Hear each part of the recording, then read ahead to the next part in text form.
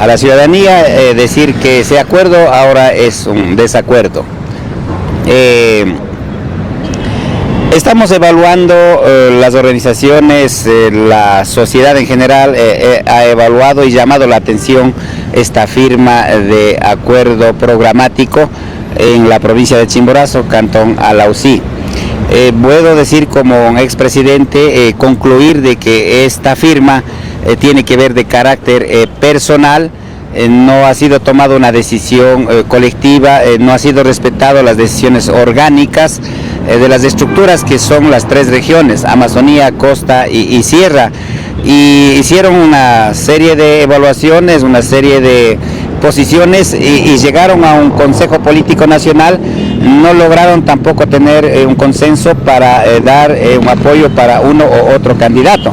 En consecuencia es que la decisión firmada tiene que ver de carácter personal, tiene que ver también con que no tiene un contenido legal ni legitimidad, porque el actual presidente de la CONAIE está en funciones prorrogadas. En consecuencia, pues esto hace que nosotros, los expresidentes, tenemos la obligación moral de sostener esa lucha histórica, ese proyecto político que es histórico, que ha costado sangre, que ha costado luchas, que ha costado vidas, y por eso lo hacemos público nuestra protesta, y que eso nos lleva, digamos, a que la organización como tal, la CONAIE, muestre fortaleza, cuando en sus tiempos la CONAIE ha sido considerado como una reserva moral, y esto significa que con esa firma los legalizaron toda una agenda programática, fusionaron al movimiento Pachacutic hacia los intereses y la estrategia de la revolución ciudadana. Ahora, en ese sentido, usted en la misiva de la semana anterior ha señalado, y ha sido público a través de los medios de comunicación, una calificación como traición de este pacto, de este acuerdo político entre el correísmo y el movimiento de unidad plurinacional Pachacutic, obviamente que es el brazo político, la CONAIE. ¿El por qué? La estrategia concreta como para hacer la función electoral es del movimiento Pachacutic, como una estrategia, las luchas para que no sean solamente desde afuera, sino también sean desde adentro. Pero esta vez resultó al revés. La CONAIE resulta que es como un espacio, mirados como un espacio electorero, y concluyen en una decisión mediática por un interés de un partido político a prácticamente agachar la cabeza y firmar un documento, entregar un plan histórico que ha sido los contenidos de la lucha del movimiento indígena, y que ahora quizás por un interés más personalizado, entregan, ¿no es cierto?, mediante una firma hacia la revolución ciudadana. Entonces, en vista de que no ha habido un consenso, no ha habido una decisión orgánica, calificamos una traición a los principios ideológicos, a los principios estratégicos que ha sido la lucha en la historia, hacia un interés de carácter personal. Pregunto y reitero esta consulta, ¿por qué no con el correísmo? El correísmo en su tiempo, la década, ha sido un gobierno que ha aparentado con un discurso de izquierda, pero al servicio de la derecha. Es decir, así es un gobierno y una propuesta del plan, del proyecto que han mostrado al Ecuador, y han puesto en práctica una propuesta a favor de la derecha, y aprovechándose de este discurso de izquierda, a implementar un modelo dictatorial, un modelo chavista. Y es por eso que las organizaciones de base, los movimientos sociales, y yo como expresidente de la CONAIE, no estoy de acuerdo que vuelva a retomar esa política de represión, esa política de un grupo que han ido gobernando para beneficio de ellos. Ahora, muchos dirigentes, exdirigentes del movimiento indígena también han señalado mucho esta frase de la memoria histórica.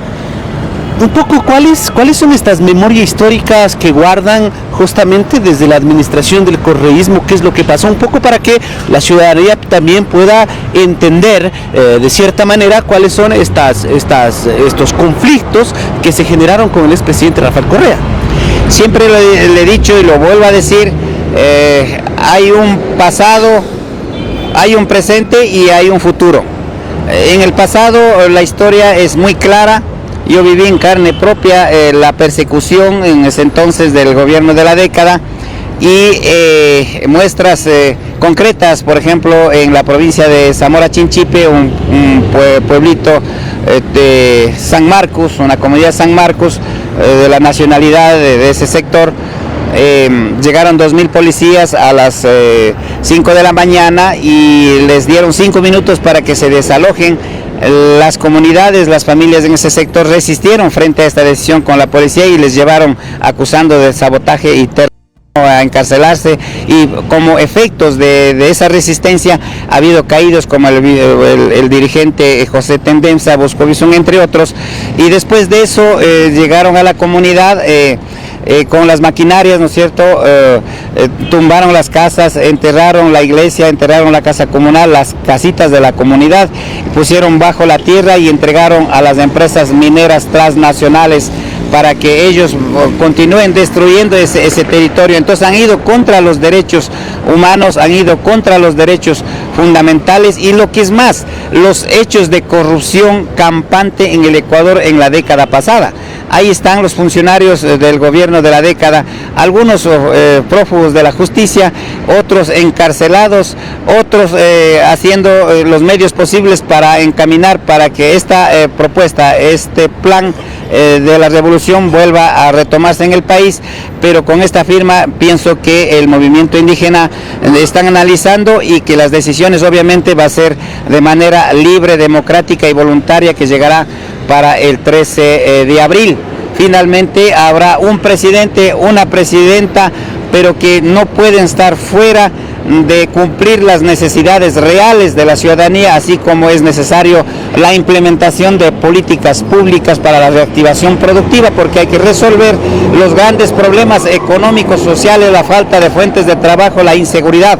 En el Ecuador no podemos aceptar que se institucionalice el narcotráfico, la delincuencia armada, cuando las luchas en la historia ha sido, al menos de la CONAIE, ha sido contra los hechos de corrupción, uno de los puntos principales de la lucha para que pare la corrupción y que se implemente políticas y que también sean considerados los actores principales en la toma de decisiones para un gobierno o otro gobierno. Sin embargo, dentro de los 25 acuerdos que se firmaron la semana anterior, justamente uno de los puntos principales, entiendo yo, que es innegociable del movimiento indígena, es el tema del extractivismo, el extractivismo en este caso a cielo abierto. ¿Qué esperar entonces? Si bien es cierto, desde un inicio se generó el tema de este despojo territorial, entiendo yo, según usted ha señalado.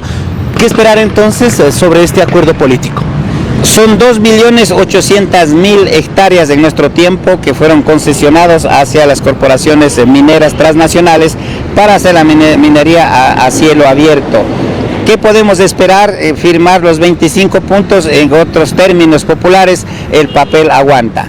Pero en los tiempos que nosotros hemos puesto ese respeto, ese diálogo, no lo cumplieron, han implementado, han institucionalizado la corrupción y ahora querer volver a retomar ese plan porque dicen venimos por más, venimos por más. Entonces es clarísimo, dice la actual candidata a la presidencia de la República, dice que el principal asesor será Rafael Correa y el modelo chavista será una forma de gobernar, y eso prácticamente nuestras comunidades van analizando y finalmente tomar una decisión, porque sí es fundamental de que en el Ecuador haya la libertad y haya sobre todo el respeto a la democracia. Ahora, mucho se ha hablado en las estructuras del movimiento indígena, por ejemplo, el respeto, el asesoramiento, la sabiduría de los taitas y las mamas respecto de las decisiones que se adopten dentro de la estructura organizativa.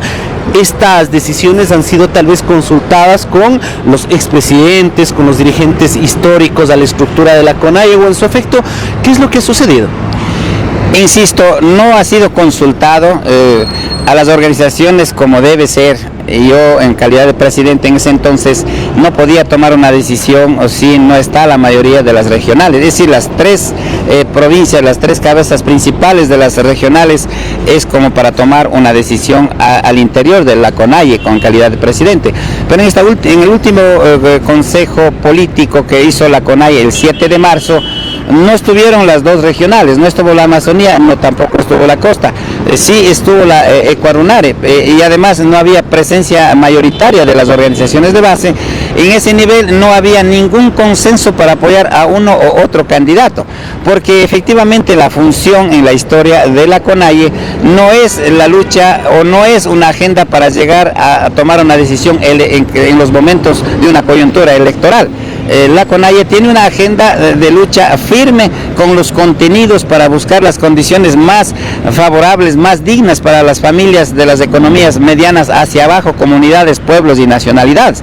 Entonces, mal es lo que han terminado haciendo, una firma, y lo que nos preocupa y lo que yo he hecho público, el rechazo de esta firma, de este acuerdo, es que en el fondo la estrategia del correísmo, ¿no es cierto?, debilitar, y que ellos, también el actual coordinador nacional, en acuerdo con el presidente de la CONAIE, van y firman, legalizan todo un contenido programático y dejan prácticamente el movimiento Pachacuti sin un proyecto de lucha, porque ya legalmente está entregado hacia la agenda de la revolución ciudadana.